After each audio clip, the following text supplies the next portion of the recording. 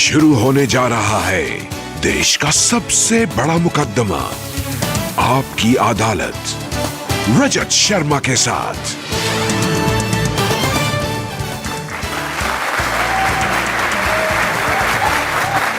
नमस्कार, आपकी अदालत में आपका स्वागत है। पिछले दिनों आप में से बहुत सारे लोगों ने मेल पर, फेसबुक पर, ट्विटर के जरिए, व्हाट्सएप के जरिए, एसएमएस के जरिए मुझे मैसेज भेजे एक ऐसे शख्स को आपकी अदालत में बुलाने के लिए जिसके बारे में कुछ लोग कहते हैं कि वो जब जबान खोलते हैं आग उगलते हैं, कुछ लोग कहते हैं हमारे दिल की बात कहते हैं। Please welcome all India MIM के प्रेसिडेंट असदुद्दीन ओवैसी।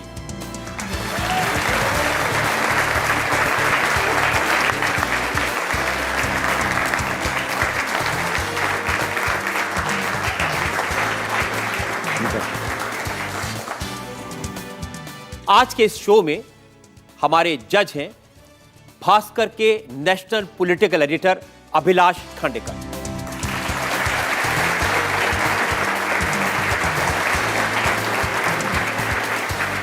और आपकी अदालत में आज का ये इंटरेस्टिंग मुकदमा शुरू करें इससे पहले आज के जज अभिलाष खांडेकर की इजाजत चाहेंगे आज की कार्रवाई शुरू करने के लिए। कार्रवाई की इजाजत दी जाती है। और इससे पहले कि इल्जामात और सवालात का सिलसिला शुरू हो, हम इल्जाम लगाएं ओवैसी साहब पर, एक नजर डालेंगे असदुद्दीन ओवैसी के पॉलिटिकल करियर पर।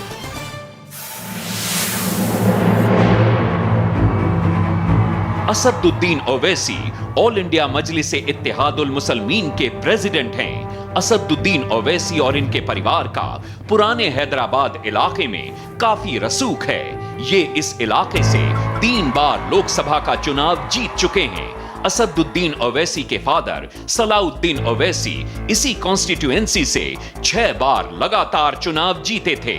असदुद्दीन ओवैसी पुराने हैदराबाद से 2 बार MLA भी रह चुके हैं। लंदन से लॉ ग्रेजुएट असदुद्दीन ओवैसी एक असरदार स्पीकर हैं। ये अपने बयानों की वजह से सुर्खियों में बने रहते हैं। असदुद्दीन ओवैसी माइनॉरिटीज के लिए engineering, medicine, management, physiotherapy, pharmacy, nursing और आर्किटेक्चर के 10 कॉलेज चलाते हैं। इनके 2 हॉस्पिटल भी हैं। लंदन से लॉ ग्रेजुएट असदुद्दीन ओवैसी आपकी अदालत में अपनी पैरवी खुद करेंगे। तो मुकदमा शुरू होता है आपकी अदालत में। पहला इल्जाम असदुद्दीन ओवैसी पर। आपकी अदालत में ऑल इंडिया मजलिस इत्तेहाद के प्रेसिडेंट असदुद्दीन ओवैसी पर इल्जाम है कि ये असभ्य भाषा का इस्तेमाल करते हैं। ओवैसी साहब, बहुत सारे भाषण मैंने आपके सुने, इंटरनेट पर बहुत सारे लोग आपके वीडियोस को पसंद करते हैं। आप जो भाषा बोलते हैं बहुत स्वीट, अच्छी भाषा आप बोलते हैं। जैसे 31 मई 2014 को एक बड़े आदमी के बारे में आपने कहा वो कुत्ता है, उसकी नस्ल कुत्ती, सब कुत्ते। वो जो पब्लिक मीटिंग थी हमारी, उसमें उसके उसी दिन बेंगलुरु में 6 लोगों को पकड़ा गया था, जिसमें से 2 पर गोली मारी गई थी, जो हैदराबाद को आ रहे थे। और उनका टारगेट पुलिस ने बताया कि शायद वो मुझे या हमारे किसी MLA को। तो उस पस मंज़र में वो बात कही गई। मगर ये जो उसको कट एंड पेस्ट जॉब किया गया, एक ज़ेम TV कुछ वेबसाइट है पाकिस्तान का, उसी के ज़रिए मुझे मालूम हुआ। अब ये तो बताइए किसके बारे में कह रहे थे आप? नहीं सर, अब जिसके बारे में कहना था उनके बारे में उनको मालूम होगा। अब वो बात हो गई, अब उसको नया क्यों फिर उसको शुरू किया जाए? क्योंकि जिन्होंने कहा था कि टायर के नीचे को आ जाए, तो सर अब इस तरह की बातें हो जाती हैं। अच्छा, आप ऐसा करते हैं कि पब्लिक के लिए और अदालत के लिए मैं एविडेंस के तौर पर वो वीडियो सुनवा देता हूं। जरूर जरूर जरूर। और फिर पता चलेगा कि आपने क्या कहा था और कितनी जरूर मीठी भाषा का आप इस्तेमाल करते हैं। जरूर। याद रखो नौजवानों, ये कुत्ते हैं, ये कुत्ते हैं, ये कुत्ते के बच्चे हैं। तुम अल्लाह की तरफ पलटो, ये खत्म होंगे इंशाअल्लाह ताला। जो हमको कुत्ते का बच्चा बोल रहा था, वो कुत्ता, उसकी नस्ल कुत्ते, सब कुत्ते।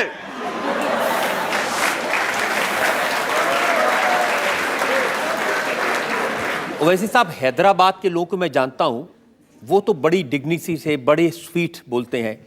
पढ़ाई भी आपकी लंदन में हुई है, ये कहां से सीखा आपने?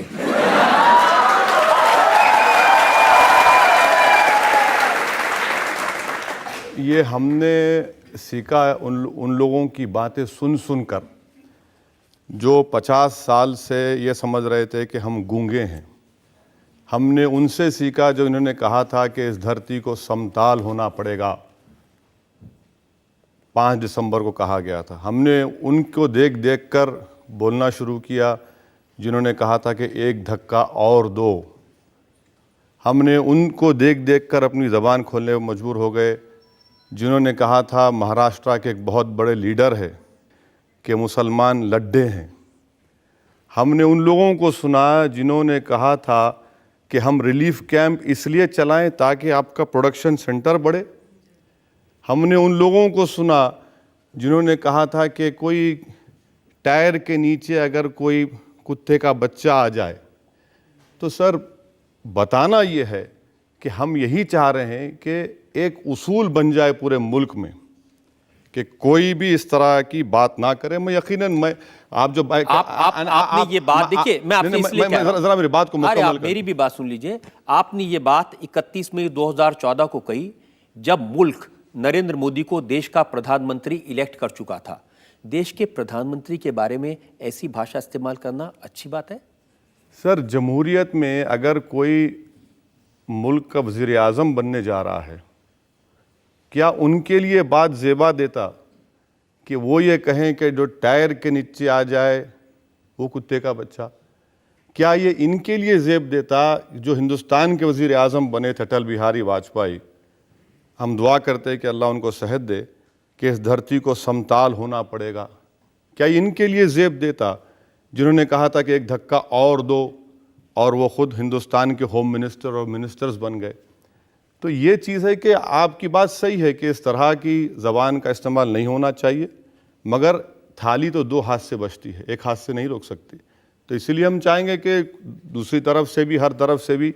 लेकिन ये सिर्फ ऐसा नहीं है कि आपने नरेंद्र मोदी साहब के बारे में कहा हो। मुलायम सिंह यादव, उनकी भी बहुत सेवा की आपने। वो भी दिखा दीजिए। मैं उसकी बानगी भी अदालत में पेश कर देता हूं। आपने कहा ये मौलाना नहीं, आरएसएस की चड्डी पहने हुए मुलायम है।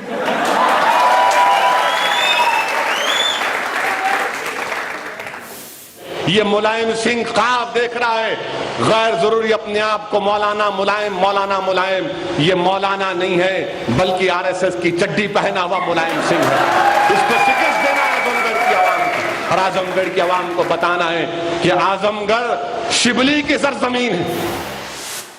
अब मुलायम सिंह यादव तो कहते हैं कि वो जिंदगी भर आरएसएस के खिलाफ लड़ते रहे हैं, वो विश्व हिंदू परिषद के खिलाफ लड़ते रहे हैं।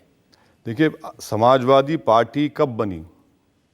बाबरी मस्जिद के शहादत के उस मलबे के ऊपर समाजवादी पार्टी बनी, और हमेशा मुलायम सिंह यादव ने यही बात कहते रहे कि मैं मौलाना हूँ, और लोगों ने देख लिया कि ज़्यादा मुझे दूर जाने की ज़रूरत नहीं है। मुजफ्फरनगर में क्या हुआ, और उसके बाद इलेक्शन, पार्लियामेंट इलेक्शन के बाद 600 से ज़्यादा कम्युनल राइट्स और इंसिडेंट्स हुए। अखिलेश यादव के चीफ मिनिस्टर बनने के बाद कितने वाक़यात हुए। इसके बावजूद भी जो पार्टी अपने आप का बड़ा दावा करती है कि हम मुसलमानों के बहुत बड़े हमदर्द हैं, हर एतबार से वो लोग नाकाम साबित हुए। रिजर्वेशन का वादा किया गया था 16% देंगे, वो ख़त्म हो गया। बच्चों को छोड़ने की बात की गई थी, वो मजाक बन के रह गया। और फिर मुझे आज तक ये बात समझ में नहीं आई कि विश्व हिंदू परिषद के लीडरों के साथ मुलायम सिंह यादव ने वो जो 84 कोसी यात्रा से पहले कहा कि खैर सगाली मुलाकात है। 2 घंटे की मुलाकात, कोई मुग़ल आज़म पिक्चर देख रहे थे क्या मुलायम सिंह? 2 घंटे की मुलाकात, और उसके बाद आप देखिए सब तूफान मचता गया। तो ये असली चेहरा है मुलायम सिंह का, और इसको बेनकाब करना मैं समझता हूँ कि मेरा फ़र्ज़ है कि लोगों को बताऊँ। और आखिरी बात सर, आज़मगढ़ में मुझे 1-1.5 साल से जाने नहीं दिया जाता। मैं पार्लियामेंट में खड़े होकर अपनी बात को बोल सकता हूँ, मगर मुलायम सिंह क्योंकि वहाँ के एमपी हैं, परमिशन देकर हमको कैंसिल कर दिया जाता है। 4 मरतबा हो गया आजमगढ़ में। आप आग लगा देंगे आजमगढ़ में जाएंगे तो? नहीं सर, अगर मैं आग लगाता हूं,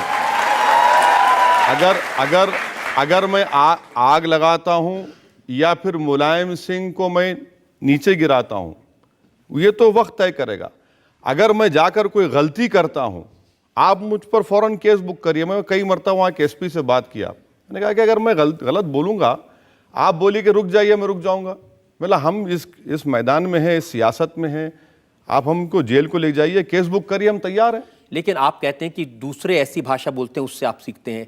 क्या कभी मुलायम सिंह ने इस तरह की भाषा का इस्तेमाल किया? मुलायम सिंह यादव ने, खैर उनको बात ही करना नहीं आता सर, क्या बात करेंगे वो। अब उस पर क्या, मैं उनको ज़्यादा पर्सनल अटैक नहीं करना। क्या नरेंद्र मोदी ने कभी ऐसी भाषा का इस्तेमाल किया? सर अगर आपके पास रिकॉर्ड होगा, मैं आपको आउटलुक मैगजीन का हवाला दे रहा हूं। जब 2002 के उस बड़े प्रोग्राम और जेनोसाइड के बाद जब असेंबली के इलेक्शन हुए, तो उस वक्त के चीफ मिनिस्टर गुजरात के अपने तकरीरों में क्या क्या नहीं कहा। जेम्स लिंगडो, अहमद भाई पटेल, मियां मुशर्रफ, क्या हम ये कैंप्स चलाएंगे इसलिए कि यहां पर प्रोडक्शन सेंटर हो जाए आपका? सर आप भूल चुके होंगे, मैं तो नहीं भूला। नहीं, मैं बिल्कुल नहीं भूला और मेरे पास पूरा रिकॉर्ड है। और जब वो आपकी अदालत में आए तो हमने उनसे पूछा था और उन्होंने कहा कि मुझे माफ़ी मत दो, अगर मैंने गलती की है तो मुझे फांसी पर लटका दो। उन्होंने कहा 125 करोड़ देशवासी मेरे भाई हैं, चाहे नोच डालो, भेदभाव नहीं करूंगा। लेकिन आप कुत्ता ऐसी भाषा का इस्तेमाल करते? सर भेदभाव की आप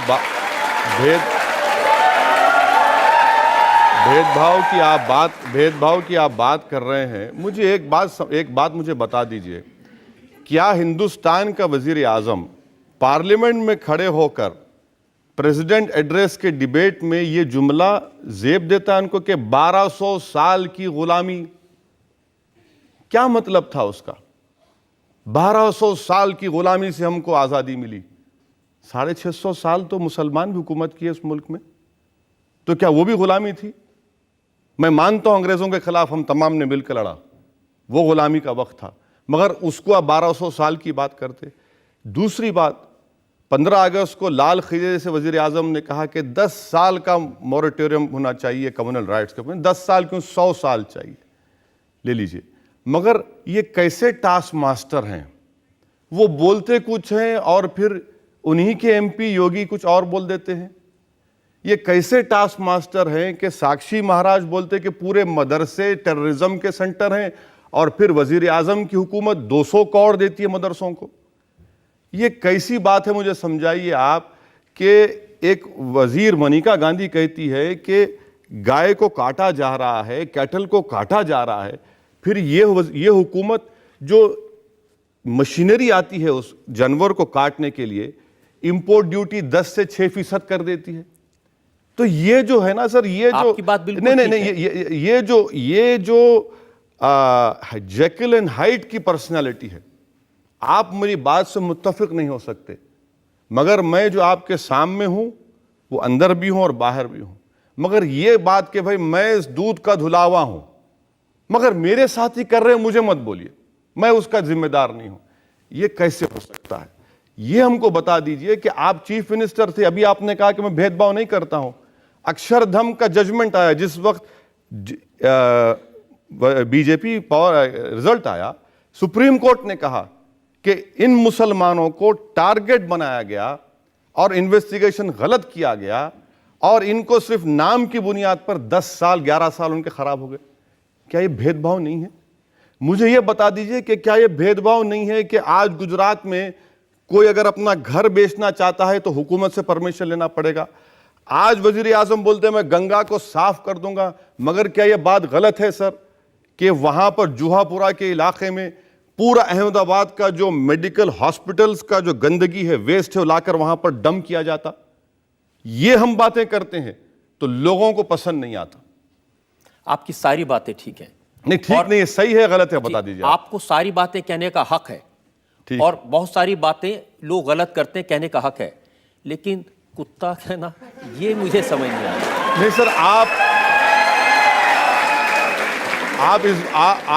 आप इस बात को समझ लीजिए कि जिन्होंने हमको ये कहते हैं कि टायर के नीचे कोई कुत्ते का बच्चा आ जाए, वो और भी नहीं उसके सर देखिए सर, मेरी बात अल्फाज को फिर कर मैं ही बोल सकता हूं। वो भी सवाल हमने पूछा था उनसे, और मैं बताता हूं उन्होंने क्या जवाब दिया था। हमने उनको पूछा था कि क्या आपने मुसलमानों की तुलना पपी से की, जो शब्द उन्होंने इस्तेमाल किया था।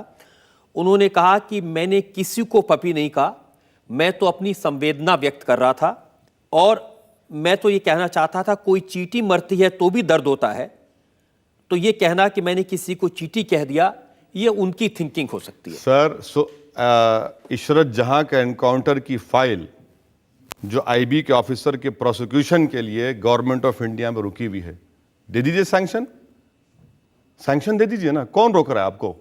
कम से कम वो पहुंच जाएगा। आज जो लोग ये कहते हैं कि मैं इंसाफ कर रहा हूं, कि क्या मुझे एक बात बता दीजिए, क्या ज़किया जाफरी के आंख में डालकर कोई कह सकता है कि हां तुमसे इंसाफ होगा? बता दीजिए। सोहराबुद्दीन, ये तो सारे मामले अदालतों के सामने है ना। सर ये भी तो अदालत है। यहां पर आपने मुझे कटहरे में लाकर बिठा दिया तो मुझे अपना डिफेंड तो करना पड़ेगा। सोहराबुद्दीन के भाई को, सोहराबुद्दीन का भाई आज इंसाफ के लिए लड़ रहा है। आज जितने लोग एनकाउंटर किए गुजरात में, वो पूरे सर्विस में आ गए। सर, क्या ये भेदभाव नहीं है? किसी के भाई को आप पुलिस वाले के ऊपर इल्जाम लगा रहे हैं, वो जेल में रहता है, निकलता है, आप उसको सर्विस में ला लेते हैं, तो क्या मैसेज दे रहे हैं आप? आपको बिल्कुल हक है ये सब कहने का, लेकिन मैं बात दूसरी कह रहा हूं। सिर्फ नरेंद्र मोदी नहीं, उनसे आपकी शिकायतें हो सकती है। कोई उनसे मिलने जाए तो आप उसे हरामी कहते हैं। अच्छा,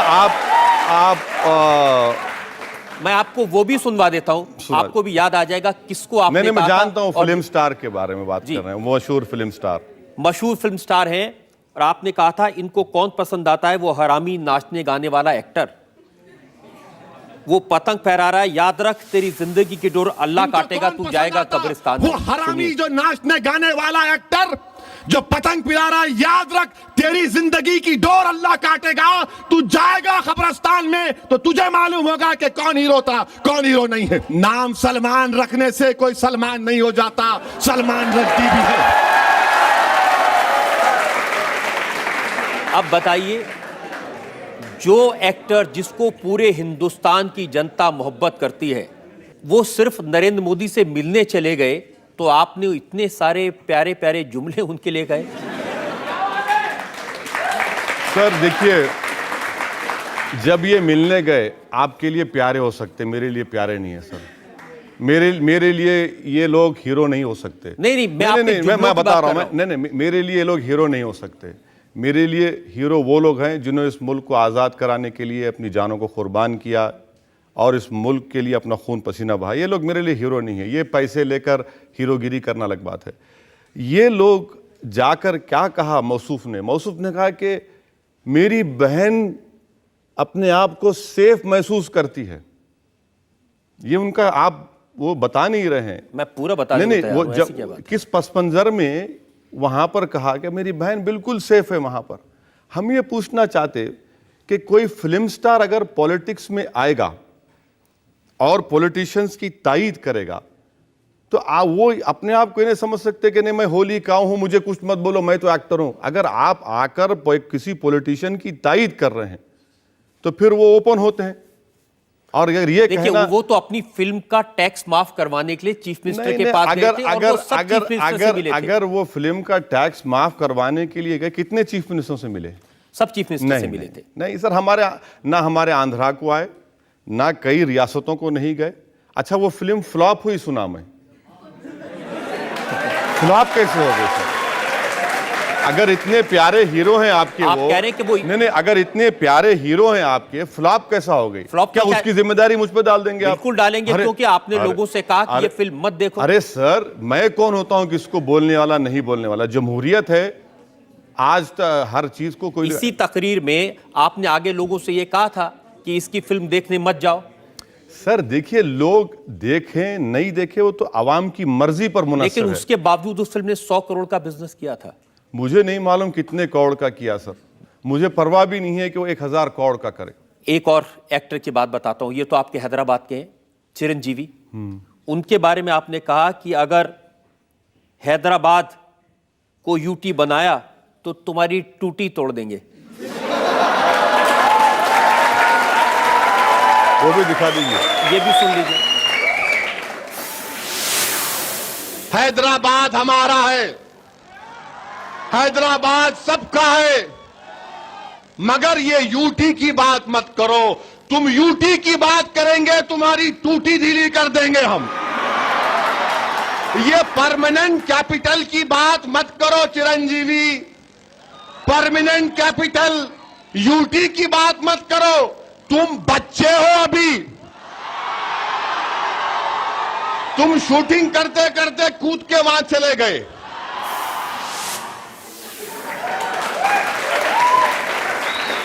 इतने बड़े फिल्म स्टार हैं वो, इतनी फॉलोइंग है उनकी, सेंट्रल गवर्नमेंट में मिनिस्टर थे जिस वक्त आपने ये कहा, अच्छी बात है। देखिए, हैदराबाद के ताल्लुक से चिरंजीवी का जो मौक़िफ़ था, जिंदगी हैदराबाद में गुजारी, प्रॉपर्टीज हैदराबाद में खरीदी और नेक काम भी किए। वो ब्लड बैंक भी चलाते, थोड़ा बहुत काम भी कर दे, मगर बात ये कह रहे कि नहीं हैदराबाद को यूनियन टेरिटरी बना दो। मैं उनसे पार्लियामेंट में एक नहीं 4 मरतबा मिलकर बोला कि देखिए, हैदराबाद का तेलंगाना से जोग्राफिकल कंटिग्यूटी है, आंध्रा से नहीं है, ये मत करिए। तो उल्टा मुझे समझाने लगे, नहीं, आप हैदराबाद ले लीजिए, आप वहाँ पर असेंबली बना देंगे, आप पावर में आ जाएंगे। मतलब भैया ये हमको इससे शौक नहीं है। जोग्राफिकल कंटिग्यूटी जो है वो हैदराबाद की तेलंगाना से और हिस्टोरिकली जोग्राफिकल एरिया है। तो ये बड़ी कोशिश कर रहे थे कि रूलिंग पार्टी में थे कांग्रेस में कि नहीं तेलंगाना दे दीजिए और हैदराबाद को यूटी बना दीजिए। ये हमने कहा कैसे होगा, ये कई मरतबा जाकर उनको समझाए। तो आप टूटी तोड़ देंगे? टूटी तोड़े नहीं ना सर, टूटी नहीं तोड़े सर, कहाँ तोड़ेंगे, हम तोड़ने वाले नहीं है सर, हम तो मजलूम लोग हैं। आप मजलूम लोग हैं? जी सर। आपके अभी इतने सारे मैंने वर्ड सुनाए, कुत्ता, हरामी, जलील, टूटी। बिल्कुल सर, मजलूम है, क्या कर सकते हैं हम लोग। थोड़ा सा कभी कभी झुक के भी बात कर लिया कीजिए। नहीं सर, झुकना मुझसे नहीं होता सर, झुकना नहीं होता। मैं सिर्फ अल्लाह के आगे झुकने वाला हूं। और अगर आप मेरा दिल जीत लेंगे, अगर आप मेरा दिल जीत लेंगे तो यकीनन मैं सब चीज कुर्बान करने तैयार हूं आप पे। आप झुकने की बात क्यों कर रहे हैं? एक शायर ने कहा कि झुकता वही है जिसमें जान होती है, अकड़ तो मुर्दों की पहचान होती है।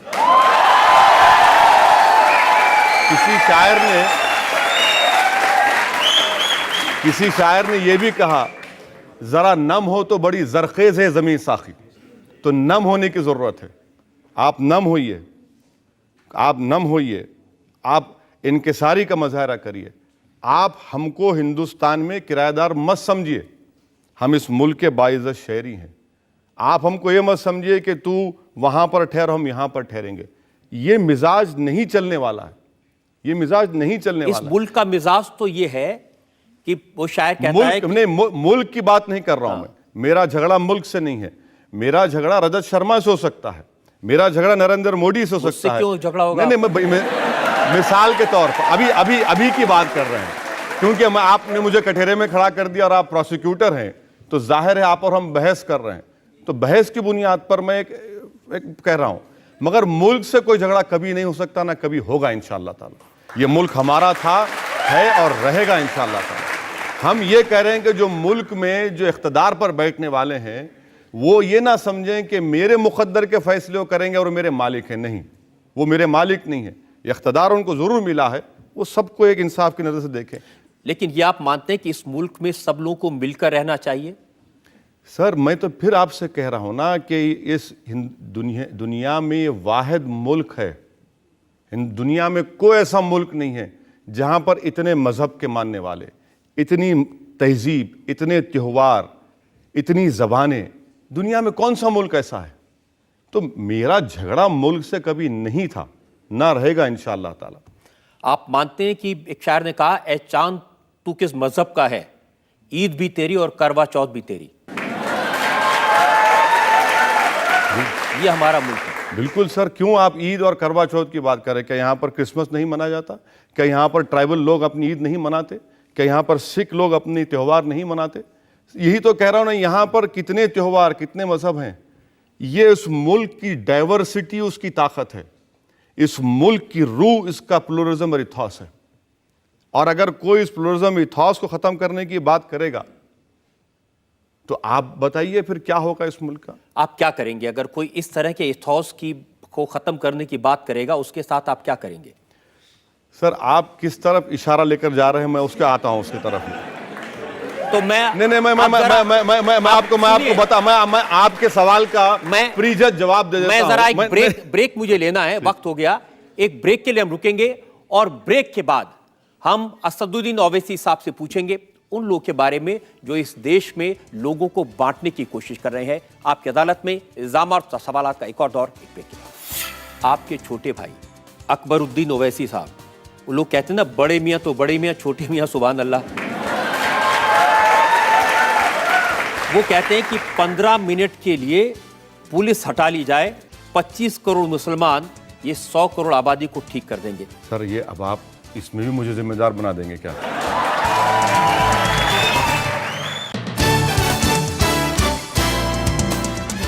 Welcome back. आपकी अदालत में आज मुकदमा चला रहे हैं असदुद्दीन ओवैसी पर। आपकी अदालत में अगला इल्जाम। आपकी अदालत में ऑल इंडिया मजलिस इत्तेहाद के प्रेसिडेंट असदुद्दीन ओवैसी पर इल्जाम है कि ये लोगों की भावनाओं को भड़काने वालों का साथ देते हैं। आप कह रहे थे कि आप उन लोगों के खिलाफ हैं जो मुल्क को बांटते हैं, सारे लोग इकट्ठे रहना चाहिए। आपके छोटे भाई अकबरुद्दीन ओवैसी साहब, वो लोग कहते हैं ना, बड़े मियाँ तो बड़े मियाँ, छोटे मियाँ सुभान अल्लाह।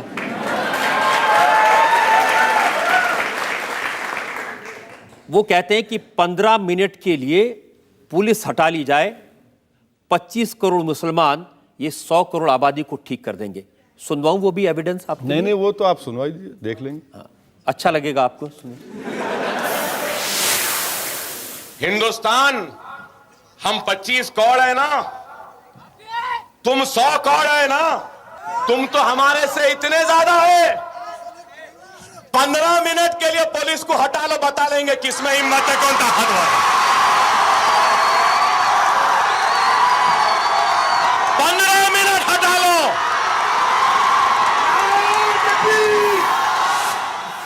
22 दिसंबर आदिलाबाद की स्पीच है, ये देश को जोड़ने की बात है। अब क्या करेंगे इनके बारे में आप?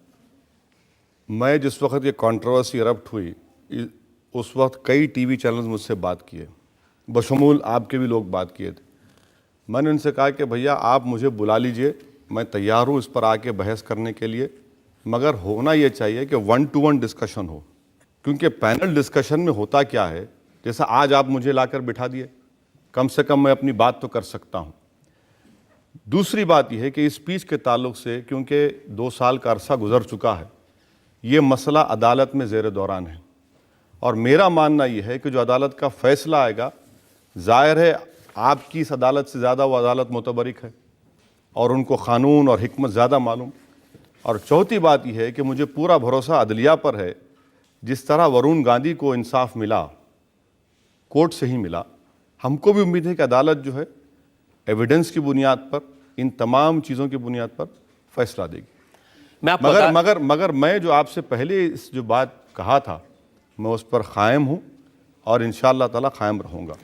उस अदालत में जिसमें एक केस है, उसके जज साहब हैं जस्टिस नरसिम्हा रेड्डी। नहीं, गलत है, नहीं, ये गलत रिसर्च की गई है। सुनिए, नरसिम्हा रेड्डी साहब का जो इनके पास गए थे हम लोग, क्यों गए थे कि एक जगह पर पूरे केसेस को जमा कर दीजिए।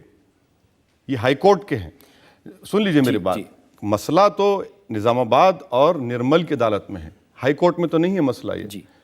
तो बेंच से उनका ये ओरल ऑब्जर्वेशन था, जो उन्होंने बात कही थी, जो उन्होंने कही, बिल्कुल कही थी। ये बीबीसी मगर लेकिन मैं बता तो दूं क्या बात उन्होंने कही थी। हाँ, बिल्कुल कही। ये बीबीसी की रिपोर्ट है, ये किसी इंडियन, नहीं, इनके पास केस नहीं है, हाई कोर्ट में केस नहीं। मैं मानता हूं उनके पास केस नहीं है, लेकिन उन्होंने कहा क्या, ये तो जनता सुन ले। बिल्कुल सुनाइए। जस्टिस रेड्डी ने कहा कि मैंने अकबरुद्दीन ओवैसी का भाषण यूट्यूब पर देखा है और ये बहुत ऑब्जेक्शनेबल है उन्होंने कहा जिस समय अकबरुद्दीन ये भाषण दे रहे थे उन पर शैतान सवार था। ये जुमला नहीं कहा उन्होंने। सर देखिए, आप और हम कंटेम्प्ट ऑफ कोर्ट करेंगे इस तरह का जुमला अगर आप इस्तेमाल करेंगे। मैं आपसे गुजारिश करूंगा कि दोबारा अपनी टीम से चेक करवाइए। ओरल ऑब्जर्वेशन था, और अगर कोई अंग्रेजी अखबार ने कैरी किया है उसको सही कैरी किया है, मगर इस तरह का जुमला और ये कहना कि मैंने यूट्यूब पर देखा, गलत है। ये दोनों चीजें इसमें बहुत बड़ी गलत है। एक और उन्होंने नहीं, ये आप मैं आपसे फिर से गुजारिश कर रहा हूं कि आप थोड़ा उसको मालूम करवा लीजिए। ऑनरेबल जज ने ये ऑब्जर्वेशन नहीं किया। क्या ऑनरेबल जज ने ये कहा था कि अकबरुद्दीन ने ऐसी बातें कही है जिनसे देश के एक वर्ग की भावनाओं को ठेस पहुंची है और देश को चुनौती देने के बराबर है? इसी देश ने आपके पिता और भाई को सांसद बनाया। ये बात उन्होंने कही थी, ये बात, इसी देश ने आपके पिता और भाई को, ये बात बिल्कुल मैं मान रहा हूं। इससे पहले अभी आपने जो कहा, उन्होंने कुछ नहीं कहा। ये तो मैं बीबीसी की रिपोर्ट कोट कर रहा हूं, नहीं, आप कहेंगे तो हम इसको दोबारा चेक करेंगे, लेकिन ये तो उन्होंने कहा था कि इस देश ने आपके पिता और भाई को एमपी बनाया और वो खुद एमएलए हैं। इस तरह की बातें कहना ये जिम्मेदारी की हरकत है? सर अगर वो फैसला देते हैं, कोर्ट का जो फैसला आएगा उसको मानना मुझे ही पड़ेगा, सबको मानना पड़ेगा। इंतज़ार करते हैं कोर्ट के फैसले का, इंतज़ार करते हैं क्या फैसला आता है कोर्ट का। काफी वक्त हो गया, मामला तो पेंडिंग है, पुलिस ने तो अभी चार्जशीट भी फाइल नहीं की है। सर ये अब आप इसमें भी मुझे जिम्मेदार बना देंगे क्या? ये तो हद होगी। इसका जिम्मेदार तो मैं नहीं हूं। आपका खौफ तो होगा। नहीं सर, हमारा देखिए, एक बात अच्छा है, इस सब के सामने बात हो जाए। हर वक्त परवीन तोगाड़िया ने क्या क्या नहीं कहा। कभी परवीन तोगाड़िया को जेल क्या है मालूम? योगी आदित्यनाथ को जेल क्या है कभी मालूम? कभी ये लोग जेल को गए? कभी साक्षी महाराज जेल को गए?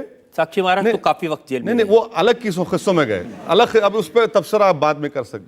मगर आप जब बात कर रहे सो कॉल्ड एलिज हेट स्पीच की, हमको ये बात समझ में नहीं आती कि अकबरुद्दीन ओवैसी पर जब एक केस बुक हुआ, वो लंदन से वापस आए, भागे नहीं, वापस आए, सरेंडर किया, 2 महीने उनको जेल में रहना पड़ा और 2 महीने के बाद उनको बेल हुई। हम ये पूछना चाहते हैं, भाई ये केस चल रहा है, आप सही करें, परवीन तोगाड़िया के ऊपर महाराष्ट्र और हर रियासत में कई केसेस है, गिरफ्तार करने से क्यों डरते भैया? योगी आदित्यनाथ को पकड़ने से क्यों डरते आप क्यों गिरफ्तार नहीं किए महाराष्ट्र के बहुत सर, आप ये मुझे बता दीजिए कि गिरफ्तार इनको क्यों नहीं करते आप? जब 153A, 295A, 120B ये सब कानून है, क्या इसका इतलाक सिर्फ हम पर ही होगा? अब ये मैं अकबरुद्दीन साहब की बात इसलिए कर रहा हूं क्योंकि उन्होंने ये कोई वन ऑफ नहीं था, कोई एक बार उन्होंने कह दिया हो। और भी मेरे पास उदाहरण है। सन 2011 में कुरनूल में एक रैली में उन्होंने एक एमएलए को काफिर कहा, फॉर्मर प्राइम मिनिस्टर नसीम मराव को कातिल, दरिंदा, बेईमान, धोखेबाज, चोर कहा।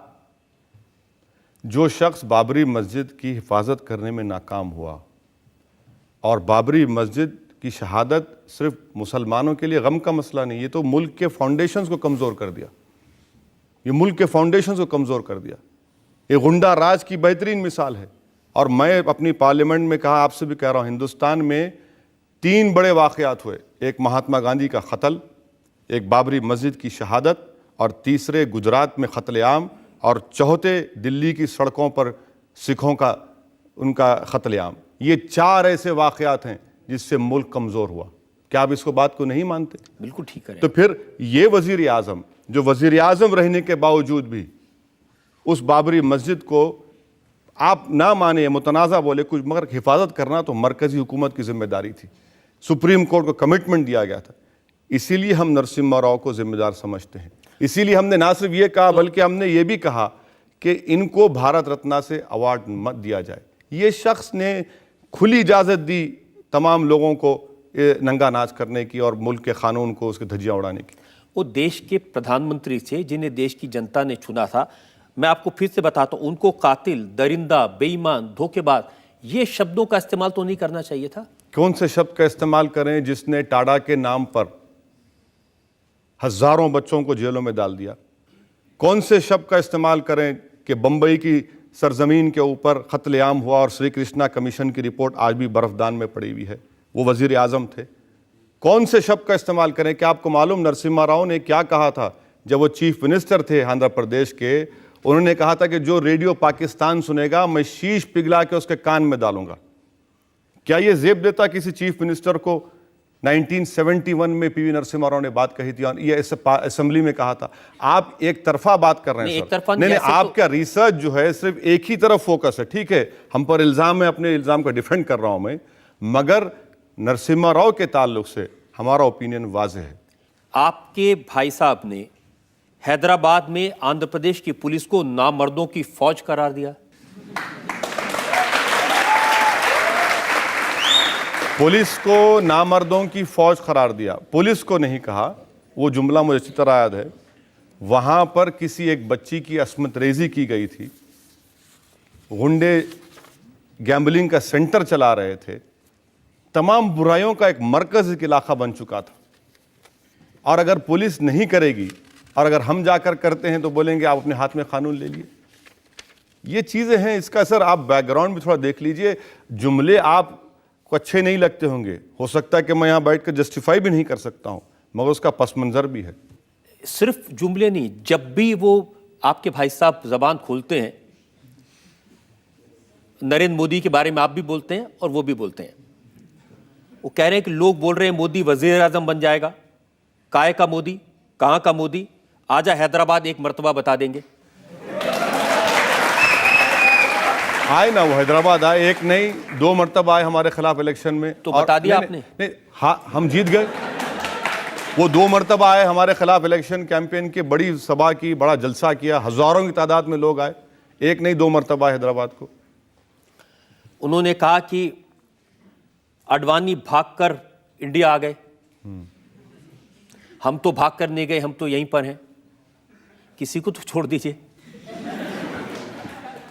आपने बोला कि मुल्क आपके लिए सबसे ऊपर है। फिर जब आपके भाई ने वो बयान दिया था कि 15 मिनट में पुलिस हटा दो तो हम हिंदुओं को दिखा देंगे कौन ज़्यादा पावरफुल है, आपको नहीं लगता बड़े होने के नाते आपको वहाँ कुछ बोलना चाहिए था या आपको उन्हें समझाना चाहिए था? मैं इसीलिए तो आपसे अर्ज कर रहा हूँ, वहाँ पे अगर कोई सांप्रदायिक हिंसा हुई होती सर, मेरे तो उसके लिए कौन रिस्पॉन्सिबल होता? मेरे भाई, इसीलिए तो मैं आपसे कह रहा हूँ कि कोर्ट का जो फैसला आएगा, इंतज़ार करिए। कोर्ट को कानून आपसे और मुझसे ज़्यादा मालूम। आप इस बात को तो मानते हैं ना? Yes sir. कोर्ट के फैसले का ओवैसी इंतजार साहब, करिए। वो कोर्ट की बात नहीं कह रहे, बड़े भाई होने के नाते कान खींचना चाहिए था, ऐसा क्यों बोल रहे हो?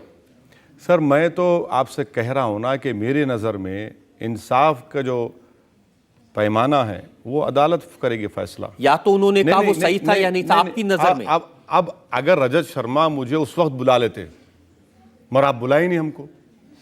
आप कटहरे में आप बुला रहे हैं 2 साल के बाद। अब जनता ने कहा कि बुलाओ भाई, बहुत हो गया। अरे जनता ने उस वक्त भी कहा था आपको, जनता ने उस वक्त भी कहा था आपको। आप लोग तो वन साइड स्टोरी चला दिए पूरा।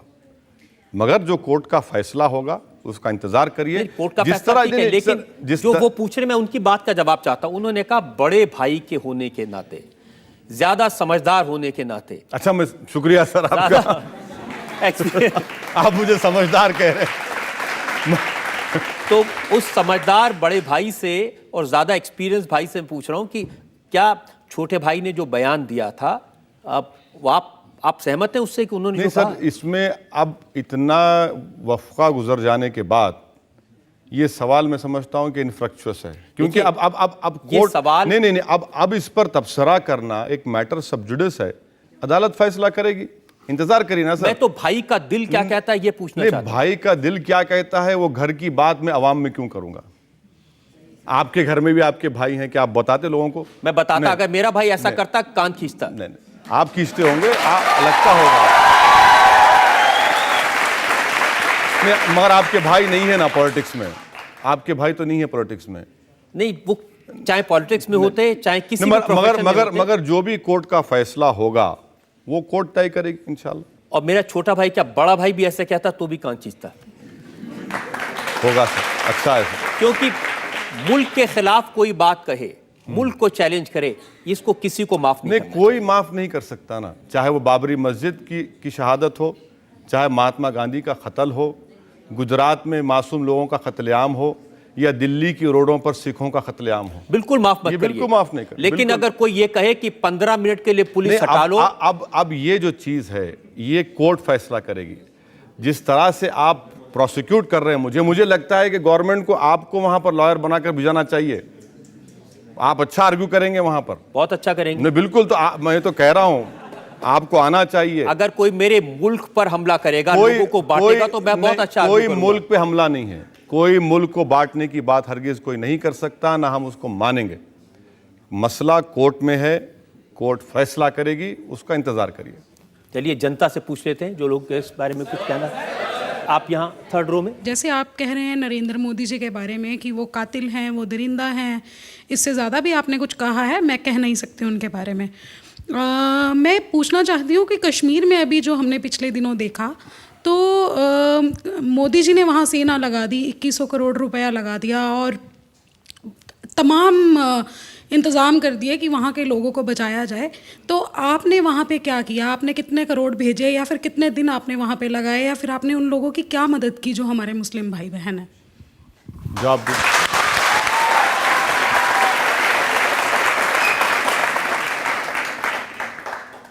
रजत शर्मा साहब वो वीडियो नहीं दिखा रहे जहाँ पर उत्तराखंड में मैंने 1.5 करोड़ की इमदाद की।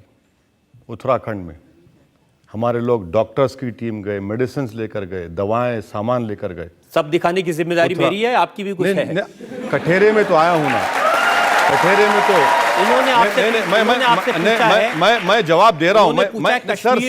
मैं जवाब दे रहा हूं ना। मैं, आप मुझे मुकम्मल करने इतनी बेसब्री मत करिए सर। आप मुझसे उम्र में बड़े हैं, थोड़ा सब्र करिए। तो उत्तराखंड में हमने ऐसा किया। दूसरी बात यह है कि कश्मीर के लिए मैंने 50 लाख के वाटर प्यूरिफायर्स का ऑर्डर किया है। स्पेशल वाटर प्यूरिफायर्स होते हैं, क्योंकि अगर आप वो नॉर्मल वाटर प्यूरिफायर्स लगाएंगे तो उसमें कंजाल आता है और पानी साफ नहीं आता। 50 लाख के हमने वाटर प्यूरिफायर्स दे रहे हैं और 50 लाख के इंशाल्लाह दवाएं लेकर हम भिजाएंगे। तीसरी बात जो आपने वज़ीर आज़म ने किया, अच्छा किया वज़ीर आज़म ने, बहुत अच्छा किया। वो मुल्क के वज़ीर आज़म हैं और कश्मीर हमारे मुल्क का अटूट हिस्सा है और कश्मीरी हिंदुस्तान के शहरी हैं और उनकी बराबर हमको मदद करनी चाहिए। बल्कि कश्मीर को अच्छी तरीके से अब तो रेस्क्यू रिलीफ के बाद रिहेबिलिटेशन होना चाहिए और अच्छा कि हम उसकी तारीफ करते हैं, उसमें कौन सी बुरी बात। चलिए, आपकी तारीफ करनी चाहिए कम से कम किसी बात में। तो आपको नरेंद्र मोदी की तारीफ की आपने? नहीं, तारीफ नहीं की सर, तारीफ नहीं, अभी तो नहीं, तारीफ नहीं की।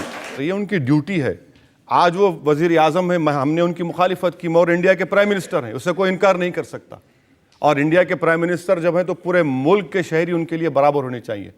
अच्छा किया उन्होंने कश्मीर में किया, और भी करने की जरूरत है। ये तारीफ नहीं है, तारीफ नहीं है। आप इसको तारीफ देखते हैं तो मैं कुछ नहीं कर सकता। अभी एक खबर आई थी कि भारत में हैदराबाद में से 15 स्टूडेंट्स ISIS में भर्ती होने के लिए यहाँ से उन्होंने कोशिश की थी और वो पकड़े गए थे। तो वो भी हैदराबाद में हुआ था। और ISIS क्यों ज्वाइन करना चाहते हैं और आपका इसके बारे में क्या कहना है? नहीं, रजत शर्मा साहब तो के पास मेरे स्पीचेस का पूरा ज़ख़ीरा है, लाइब्रेरी है मेरी स्पीचेस की। मगर रजत शर्मा साहब के पास मेरे 4 स्पीचेस मिसिंग हैं जो मैंने रमज़ान में जलसे में किए थे मक्का मस्जिद में, जहाँ पर मैंने ओपनली कंडेम किया ISIS को, जहाँ पर मैंने उनसे मुतालबा किया कि हमारे जो हिंदुस्तानी उनके पास होस्टेज हैं उनको फ़ौरन रिहा किया जाए, जहाँ पर मैंने कहा कि वो लोग जो हरकत कर रहे हैं वो इससे इस्लाम का कोई ताल्लुक़ नहीं है। और चौथी बात यह है कि जो आखिरी मेरी पब्लिक स्पीच हुई वो आपके रिसर्च टीम ने जिसको मिस कर दिया, जिसमें मैंने उन बच्चों से मुखातिब होकर कहा, वो 4 बच्चे थे, 14 नहीं 4, उनसे कहा कि भैया अगर जिहाद करना है तो पार्लिमानी जमहूरियत में पॉलिटिक्स में आओ और संघ परिवार से मुल्क के सेकुलरिज्म के ख़िलाफ़ तोड़ने और मुकाबला करो। मुसलमानों में इल्म की कमी है, इलिटरेसी ज़्यादा है, उसके ख़िलाफ़ जिहाद करो। गरीबी है, उसके गरीबी के ख़ात्मे के लिए जिहाद करो। ये स्पीच भी तो है, कभी ये भी तो रुख दिखा दीजिए। आपको मौका तो दे रहे हैं अपनी बात कहने का। बात तो कह दिया मैं, ये इनको मालूम नहीं ना, इनको मालूम नहीं, इसलिए कह रहा हूं अगर आप इतना सब जो पहले दिखाया था वो भी इनको मालूम नहीं था। आज बहुत कुछ बातें नहीं, ये पता मालूम चल रही था, इनके नहीं ये मालूम था इनको, ये तो बात नहीं, ये तो बात मालूम थी, ये तो बात मालूम। चलिए, बहुत सारी ऐसी बातें जो लोगों को नहीं मालूम है वो मैं आपको बताऊंगा। मुझे एक ब्रेक के रुकना है और ब्रेक के बाद आपकी अदालत में ओवैसी साहब पर इल्जामात और सवालात का एक और। जो कोर्ट की जो कार्रवाई है, जो कोर्ट में हमारी जो स्ट्रेटजी है, अब हर चीज़ को तो आवाम में हम बयान नहीं कर सकते ना। आप इंतजार करिए। नहीं इंतजार नहीं, मैं सिर्फ इतना पूछ- नहीं कोई- मैं कोई- ये एक सबजुडिस मैटर है। कोई भगवान कोर्ट को ने- गाली सुनिए, दे, सर, आप कहीं सर, स्ट्रेटेजी बना सर, रहे हैं उसके लिए?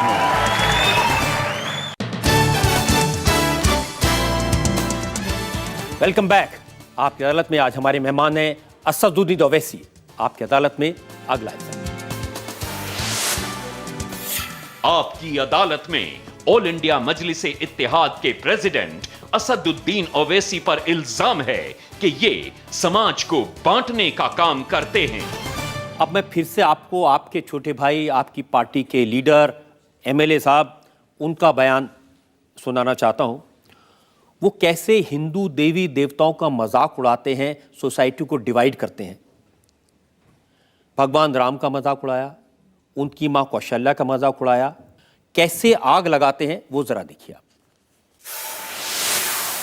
हरियाणा कौशल्यापुरम के लोग बोलते हैं कि कौशल्या वहां की थी। कौन कौशल्या? राम की मां, दशरथ की बीवी। और वहां के लोग बोलते कि कौशल्या हिंदू तहजीब के हिसाब से मैके को आई थी हरियाणा को, कौशल्यापुरम में, और राम वहां पैदा हुए। तीन पुजारियां बोल रहे हैं अयोध्या में, यहां। अरे अडवाणी, वाजपेयी, उमा भारती, मोदी, बता आखिर राम की मां कहां गई, किधर जन्म दी?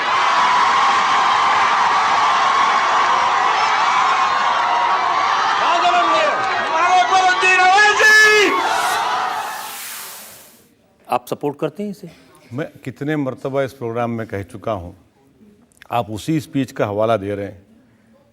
मैं फिर से कह रहा हूं कि ये कोर्ट में है, कोर्ट फैसला करेगी उसके ऊपर, कोर्ट फैसला करेगी उसके ऊपर, एविडेंस की बुनियाद पर कोर्ट फैसला करेगी। अगर वरुण गांधी को इंसाफ मिल सकता है तो यहां भी मैं आपसे इंसाफ सिर्फ ये मिलेगा। पूछ रहा हूं कि ये जो बात है, सर देखिए, ये आप जो कोर्ट की जो कार्रवाई है, जो कोर्ट में हमारी जो स्ट्रेटजी है, अब हर चीज़ को तो आवाम में हम बयान नहीं कर सकते ना।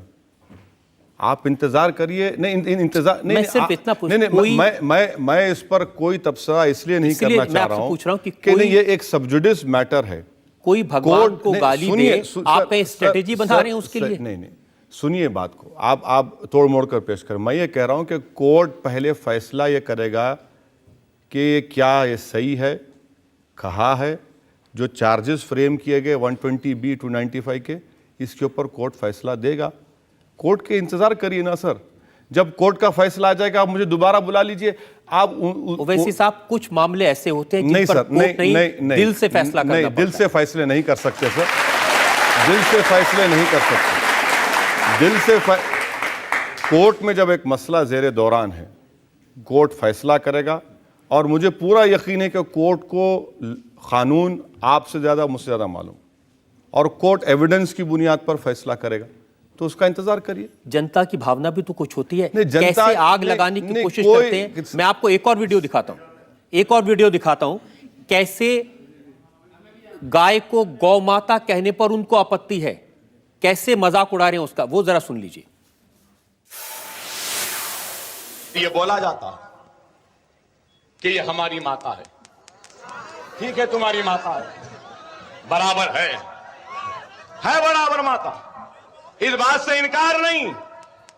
अरे माता है तो माता का एहतराम करो, मां है तो इज्जत करो, मां है तो उसकी रखवाली करो, मां है तो उसकी इबादत करो। मां को बाजार में लाके नीलाम नहीं करते। माता भी बोल रहे, मां भी बोल रहे, और बाजारों में लाकर बेच रहे हैं, बोली लगा रहे हैं। और जो हमने नहीं दिखाया, आगे उन्होंने ये भी कहा कि हिंदुओं से कहो कि वो गाय को मारकर उसका मांस खाएं, उनको भी उसका टेस्ट पता चलेगा। नहीं, ये बात, इसमें ये तो कह रहा हूं ना आपसे कि ये तमाम मसले का हल ये है कि ये स्पीच के ऊपर कोर्ट फैसला करेगी। अगर मनिका गांधी ने कोई बात कह दी, आप कभी बुलाकर पूछ लीजिए उनको। नहीं, मैं मेनका गांधी से जरूर पूछूंगा। मेनका गांधी तो कह रही हैं कि जो जानवरों को इलीगल तरीके से मार रहे हैं, ये इसका सवाल उनसे पूछा जाएगा। उनका ये कहना कि ये पैसा आतंकवाद के काम आ रहे हैं उनसे पूछा जाएगा, लेकिन जो आपकी पार्टी के नेता वो आपसे तो पूछा जाएगा।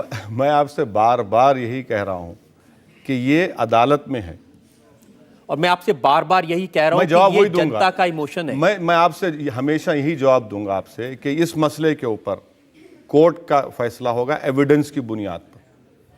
मैं इससे ज्यादा कुछ नहीं कह सकता। इसमें भी एविडेंस की जरूरत पड़ेगी आपको। बिल्कुल बिल्कुल, ये कोई कैंगरू कोर्ट नहीं है। ये उनके डुप्लीकेट तो नहीं है ना? है तो आपके भाई। ये कैंगरू कोर्ट तो नहीं है, ये कैंगरू कोर्ट में फैसला नहीं होगा इसका फैसला बाकायदा एविडेंस एक्ट के ऊपर, आईपीसी के ऊपर, इसके ऊपर फैसला होगा और इंतजार करिए उसका।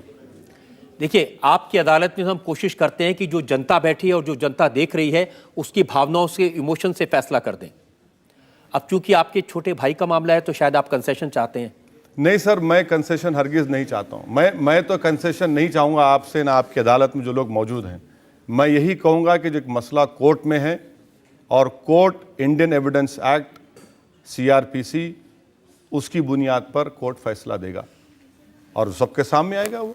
चलिए, मैं आपकी बात मान लेता हूं, इस पर हम कोर्ट के फैसले का इंतजार करेंगे और कोर्ट का फैसला अगर आपके भाई के खिलाफ आया तो मैं आपको फिर से ये सवाल पूछूंगा। जरूर, आप बुला लीजिए मुझे, जब मैं आने तैयार हूं। जी, एक और ब्रेक के लिए हम रुकेंगे और ब्रेक के बाद असदुद्दीन ओवैसी पर इल्जाम और सवालात का एक और आपका नहीं, सुनिए आप मुझे बात करने मौका नहीं दे रहे, वरना आप भी उस अंग्रेजी चैनल की तरह हो जा रहे हैं कि अपनी बात सुनो।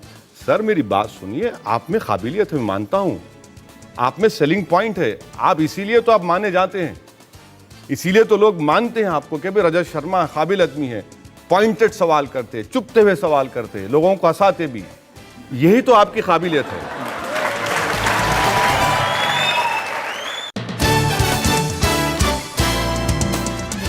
Welcome back. आपकी अदालत में आज मुकदमा चला रहे हैं असदुद्दीन ओवैसी पर। आपकी अदालत में अगला इल्जाम।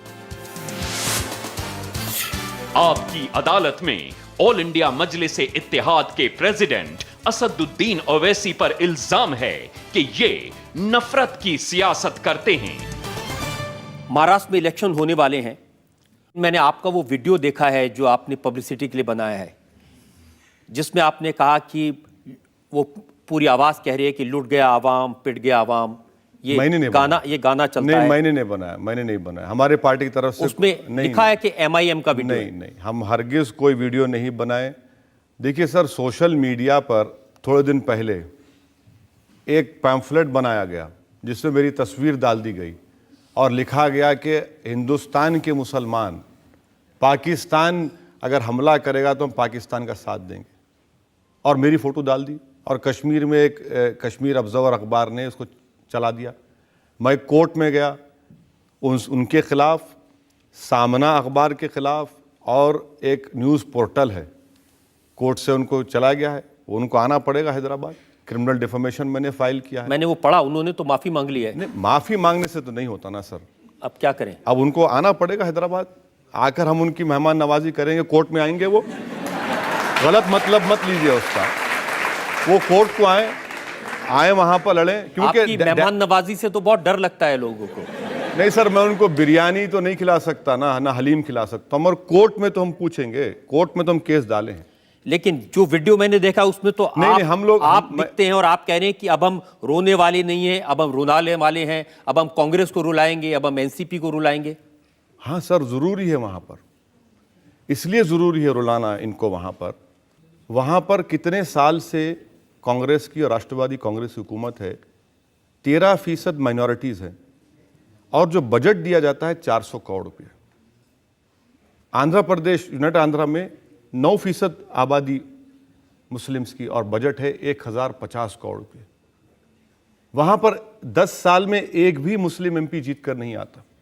आबादी 13% है, 280 की करीब असेंबली है। कितने ये लोग, मैं कम्युनल हूं, मान लीजिए कि दुनिया की तमाम बुराइयां मुझ में हैं, ये लोग तो दूध के धुले हैं। भाई जिताओ, लेकिन आप नहीं, दूध के धुलों के साथ सर मेरी बात मुकम्मल प्लीज। आप जब मुझे इल्जाम लगा रहे तो मुझे डिफेंड तो करने दीजिए। तीसरी बात यह है कि मालेगांव का बम ब्लास्ट, आप प्रोसिक्यूटर हैं, मुझे बताइए, क्या एक ऑफेंस के लिए 2 लोग जिम्मेदार हो सकते हैं? क्या साध्वी प्रज्ञा ठाकुर ने मालेगांव का बम ब्लास्ट किया या फिर मुसलमान बच्चों ने किया? महाराष्ट्र की एटीएस कहती है मुसलमानों ने किया, एनआईए कहती है कि प्रज्ञा ठाकुर, कर्नल पुरोहित ने किया। बच्चों को बेल मिल जाती है कई सालों के बाद, ये लोग डिसाइड नहीं कर पाते। हिमायत बेग को फांसी की सजा हो गई, नया एविडेंस आया और ये बता दिया कि हिमायत बेग पूना से औरंगाबाद मोटरसाइकिल पर 3 घंटे में आता है। सर वो कौन सी मोटरसाइकिल है जो 3 घंटे में आप 300 किलोमीटर का सफर तय करें? और कोई टोल पर भी वीडियो कैमरास लगे, हिमायत बेग नजर नहीं आता। कितने बच्चे जेलों में हैं, कितने बच्चे अंडर ट्रायल्स हैं महाराष्ट्र की जेलों में? इसका जवाब तो इनको देना पड़ेगा ना सर। लेकिन आपने बहुत साल कांग्रेस का फायदा उठाया, नहीं, अब आप नहीं, उन पर सवाल नहीं, उठा रहे हैं। नहीं सर, देखिए जमहूरियत में फायदा नुकसान की बात मत करिए। अगर मैं ये कहूं रजत शर्मा ने किसी और टीवी चैनल में काम किया, फायदा उठाया, तो सही होगा बात ये। आज रजत शर्मा की इनफरादी काबिलियत है, आपकी काबिलियत है, आपका नहीं, आपका नहीं, सुनिए आप मुझे बात करने मौका नहीं दे रहे, वरना आप भी उस अंग्रेजी चैनल की तरह हो जा रहे हैं कि अपनी बात सुनो। सर मेरी बात सुनिए, आप में काबिलियत है, मैं मानता हूं, आप में सेलिंग पॉइंट है, आप इसीलिए तो आप माने जाते हैं, इसीलिए तो लोग मानते हैं आपको कि भाई रजत शर्मा काबिल आदमी है, पॉइंटेड सवाल करते, चुपते हुए सवाल करते, लोगों को हंसाते भी, यही तो आपकी काबिलियत है। तो इसको इल्जाम आप मुझ पे नहीं, आप मुझ पे इल्जाम तो नहीं लगा सकते। आप मुझे इल्जाम तो फायदा उठाए। सर फायदा क्या उठाया हमने? कौन सा मैंने मिनिस्ट्री का मुतालबा किया? मैं कौन सा? सर मैं आपको बात बता रहा हूं कि मेरी फकीरी में शाही है। मैं कोई चीज का, मैं ये कह रहा हूं कि भाई आप जिस लोगों का दावा करते, मैं मुसलमानों का लीडर नहीं हूं सर। मुसलमानों के लीडर तो मनमोहन सिंह, मुलायम सिंह यादव, अशोक राव चौहान, पृथ्वीराज, ये सब बड़े बड़े लोग मुसलमानों के लीडर हैं। मैं कहां हूं सर, मैं कहां हूं? और ये हमारा हाल। आज हम 13% हमारी आबादी और गवर्नमेंट की मुलाजिमतों में हमारा ये मौका। अगर अर्बन रूरल पॉवर्टी देखी जाए तो सबसे ज्यादा पॉवर्टी दलितों के साथ हमारी। महाराष्ट्र में सर आपको मालूम कितने मुसलमान बिलो पॉवर्टी लाइन रहते? 89% लोग। क्या ये बात जवाब देंगे लोग इसका? कौन जिम्मेदार है इसका, बताइए आप मुझे। हम तो स्टैटिस्टिक्स के जरिए बात कर रहे हैं। जिस तरह आपने पूरी तकारीर को निकाल कर दिखाया, मैं भी डेटा बता रहा हूं आपको। तो ये काम महाराष्ट्र में किया, और कांग्रेस से क्या फायदा सर? कांग्रेस से क्या फायदा उठाएंगे? आपको कांग्रेस को पहचानने में इतने बरस लग गए? नहीं सर, बरस नहीं लगे, हम तो शुरू से जानते हैं इनको, हम तो शुरू से जानते कांग्रेस। शुरू से जानते भी और उनके साथ भी रहते? नहीं, साथ इसलिए रहे कि मजबूरी की मां है वो। बीजेपी के साथ हम आइडियोलॉजिकली नहीं जा सकते क्योंकि आरएसएस उससे वाबस्ता है। जब तमाम सेकुलर, कम्युनिस्ट पार्टी सीपीएम, जमीन आसमान का फर्क उनकी आइडियोलॉजी में और कांग्रेस की, मगर मकसद क्या था कि चलो एक सेकुलर गवर्नमेंट बने। मनमोहन सिंह साहब शरीफ आदमी हैं, उनके ज़ेर क़यादत एक हुकूमत बन रही है, इसीलिए हमने तायद की। कोई कांग्रेस की हुकूमत की तायद कहां, यूपीए की हुकूमत। अब महाराष्ट्र में अगर आप कांग्रेस का विरोध करेंगे, एनसीपी का विरोध करेंगे, तो उसका फायदा बीजेपी शिवसेना को होगा? मुझे हो गया तो मुझे हो गया तो आप सर, आपको क्या इल्म गैब आता है क्या? फ्यूचर में क्या हो रहा है? कि आप भी एस्ट्रोलॉजी की दुकान खोलिए क्या? नहीं सर, ऐसा कैसा बोल रहे हैं आप? देखिए, नहीं, मैं मानता हूं कि आपको जिंदगी का बहुत बड़ा तजुर्बा है। आपके बाल जो काले हैं, सफेद भी हैं, वो इसी तरह तो सफेद नहीं हुए धूप के नीचे, तजुर्बे की बुनियाद पर हुए। मगर मुझे फायदा हो सकता है। और दूसरी बात यह है कि मैं तो सेकुलरिज्म का कूली नहीं हूं। मैं सेकुलरिज्म का कूली नहीं हूं कि मेरी जिंदगी का मकसद कि सिर्फ कांग्रेस एनसीपी कामयाब हो जाए। मेरा मकसद यह है कि भाई इंसाफ हो, हिंदुस्तान की 13% जो अक़लियत है मुसलमान, उनसे इंसाफ हो। आपका मकसद यह है कि कांग्रेस भी हार जाए, शिवसेना हार जाए, बीजेपी हार जाए, बस ओवैसी साहब जीत जाए। बुरी बात क्या है? बुरी बात क्या है? अगर 60 साल के बाद अगर ऐसा होता है तो मैं समझूंगा अच्छी बात है। ये कब तक मैच फिक्सिंग चलेगा कांग्रेस का और ये बीजेपी शिवसेना का, कि या तू या मैं या तू? कब तक चलेगा सर? बदलना तो चाहिए ना। ये लोग कब तक ऐसा मैच फिक्सिंग करते रहेंगे? ये मैच फिक्सिंग है महाराष्ट्र में पूरा, कि हम उतर जाएंगे तो आप बैठ जाइए, हम बैठेंगे तो आप इंतजार करिए। हम ये बता रहे हैं कि भैया और भी कोई लोग हैं जो आपको एक्सपोज करेंगे। हम यकीनन बीजेपी शिवसेना की मुखालिफत करेंगे जरूर, और हो सकता है कि हमको कामयाबी मिले वहां पर। देखिए, आपको वोट मिलेंगे नहीं मिलेंगे ये तो मुझे उसकी फैसला सर देखिए जनता करेगी नहीं, महाराष्ट्र। बिल्कुल सर, देखिए हो सकता है कि मैं मेरी जिंदगी में जो ख्वाब देख रहा हूं उसमें नाकाम हो जाऊं, मुझे उसकी परवाह नहीं है, मगर मैं जो उसूल और जो बातें कर रहा हूं उसको आवाम कबूल करती है तो बहुत अच्छा है। जमहूरियत की तो यही तो खूबी है। अब ये जमहूरियत में जो आवाम यहाँ बैठी है, इनसे पूछते हैं ये लोग जो आपसे सवाल पूछना चाहते हैं। जी हाँ, भी आपने शुरू में आके कहा कि मुलायम सिंह चड्डी पहने हुए हैं, लेकिन ये अभी जो बीत गई ईद, उसमें उन्होंने सारे मंदिर से लाउड स्पीकर उतरवाने का आदेश दे दिया। अभी विधानसभा में उनको ज़्यादा सीट आई चुनावों में, तो सारा फायदा तो वो उठा रहे हैं। नतीजा जो आया है जी, तो बीजेपी हार गए उसमें, तो क्या आपको तकलीफ हो रही हार गई तो? नहीं, वो पूछ रहे हैं कि आपको खुशी हो रही है? नहीं, मुझे खुशी उस वक्त होगी। मेरा मानना यह है कि ये जो 100 दिन है, ये 100 दिन ये काफ़ी नहीं है। अब इंतज़ार करिए, 9 महीने कम से कम किसी हुकूमत को दीजिए, मालूम होगा कि वो क्या करना चाह रहे हैं। मगर ये 100 दिन में जिस तरीक़े से किताबों में तब्दीली, जिस तरीक़े से कहा गया कि नहीं भाई वो बत्रा साहब ने क्या क्या कह दिया, अगर मैं कहूँगा तो आप बोलेंगे ये भी हेट स्पीच है। बत्रा साहब ने जो कह दिया अपने किताबों में वो लिखा। फिर उसके बाद मोहन भगवत का बयान कि ये हिंदू राष्ट्र है, गोवा के डिप्टी चीफ मिनिस्टर का बयान, फिर पूना में जो बच्चे को मारा गया, प्राइम मिनिस्टर की खामोशी इस पर, फिर ये तमाम बातें जो हो रही हैं, ये तो थोड़ा आपको लगता नहीं है कि बोल रहे कर रहे हैं, हो रहा है? बिल्कुल बोलना चाहिए, ज़रूर कहना चाहिए। तो वो ये देखिए, इसीलिए आपको मौका दिया, आप अपनी बात। नहीं, मैं तो अपनी बात रखा हूँ। चलिए जनता से पूछ लेते हैं जो लोग इस बारे में कुछ कहना। मैं सिर्फ ये जानना चाहती हूँ कि अच्छा ठीक है, आप मानते हैं कि सारे मुसलमान ये पाकिस्तानी नहीं सोच रखते हैं, लेकिन हर आतंकवाद मुसलमान ही क्यों होते हैं?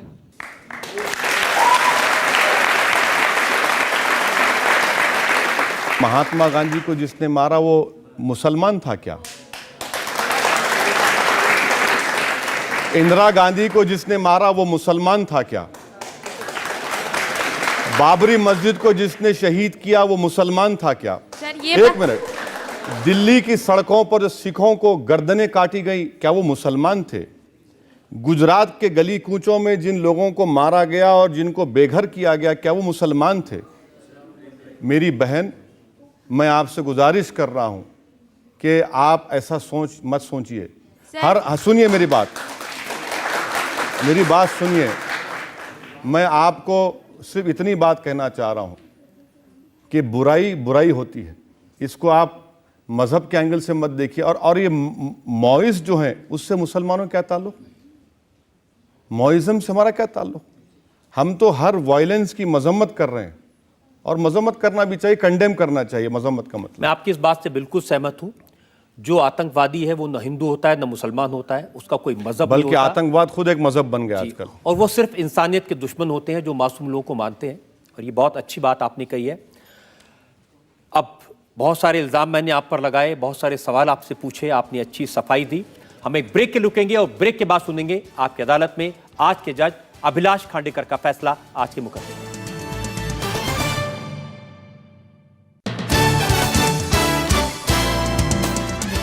Welcome back. आपकी अदालत में आज ने मुकदमा चलाया असदुद्दीन ओवैसी पर। उनसे पूछा उनकी हेट स्पीचेस के बारे में, उनसे हमने पूछा उनकी सियासत के बारे में, उनसे पूछा हिंदू और मुसलमान में डिवाइड पैदा करने के इल्जामात के बारे में।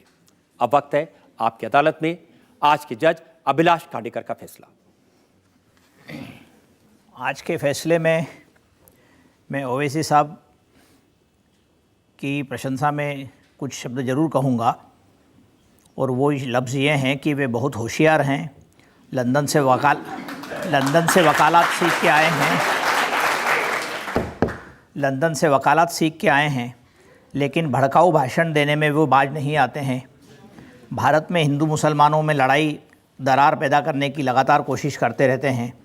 भारत की संसद के वे सदस्य हैं, लेकिन अपनी भाषा को वे काफ़ी बार असंसदीय भाषा की ओर ले जाते हैं, जिससे कई बार समाज में टेंशन पैदा करते हैं। तो ओवैसी साहब ने 4 बड़े महत्वपूर्ण मुद्दे कहे पिछले कुछ सालों के, उन्होंने कहा कि गांधी की हत्या, बाबरी मस्जिद, गुजरात के दंगे, सिखों का कत्लेआम, ये बहुत ही महत्वपूर्ण लेकिन न आलोचना करने योग्य घटनाएं हैं। लेकिन होशियार ओवैसी साहब ने बम्बई के बम विस्फोट और संसद के हमले के बारे में कुछ नहीं कहा। इससे पता लगता है कि वे किस तरीके की राजनीति करना चाहते हैं।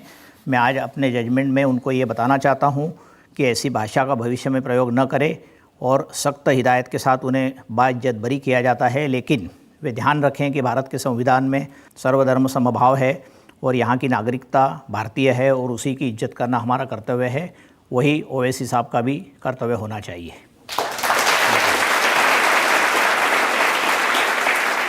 आप कुछ कहना चाहते हैं जजमेंट के बारे में ओवैसी साहब?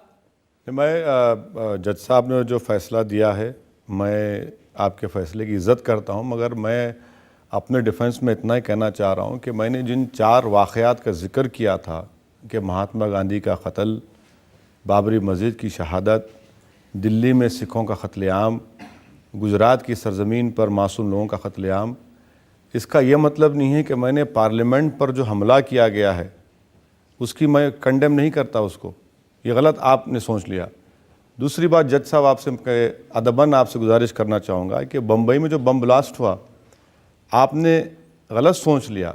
बड़ी इज़्ज़त के साथ आपसे अर्ज़ कर रहा हूँ कि मैं उसकी तायीद करता हूँ, नहीं, हम उसकी मज़म्मत करते, हम हर तशद्दुद की मज़म्मत करते। मगर मेरी नज़र में ये जो 4 वाक़यात हैं, ये हिंदुस्तान को हिला कर रख दिए थे। हिंदुस्तान की जो हमारी सेकुलरिज़म का फाउंडेशन है उसको कमज़ोर करने की कोशिश थी। इसीलिए मैंने इसका जिक्र किया। यकीनन मैं पार्लियामेंट में जो हमला उसकी मज़म्मत करता हूँ, जो बम्बई में बम ब्लास्ट हुए उसकी मज़म्मत करता हूँ, जो बम्बई में बम ब्लास्ट से पहले जो फसाद हुआ उसकी मज़म्मत करता हूँ। इस उम्मीद के साथ, इस यकीन के साथ, ओवैसी साहब जो इतने अच्छे भाषण देते हैं, अपनी स्पीचेस का इस्तेमाल लोगों में एकता लाने के लिए करेंगे, हिंदू और मुसलमान को साथ लाने के लिए करेंगे और देश की भलाई के लिए करेंगे। आज का मुकदमा यही खत्म करते हैं। अगले हफ्ते आपसे मुलाकात होगी एक नई शख्सियत के साथ। तब तक के लिए नमस्कार।